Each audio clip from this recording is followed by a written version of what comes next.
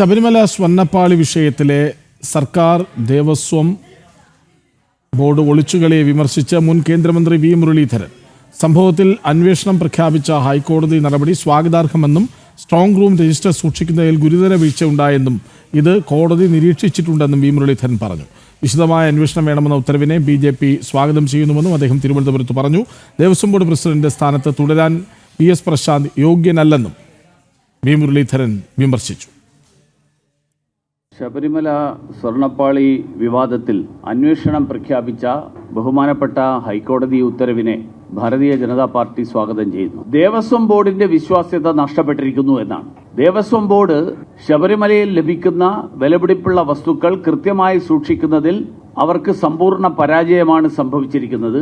ഒരു കണക്കും ഒന്നിനുമില്ലാത്ത ഒരു സ്ഥിതിയാണ് എന്ന് പറഞ്ഞ പശ്ചാത്തലത്തിൽ ദേവസ്വം ബോർഡ് പ്രസിഡന്റ് അദ്ദേഹം ഇനി തുടരുന്നത് എന്തർത്ഥത്തിലാണെന്ന് എനിക്കറിയില്ല.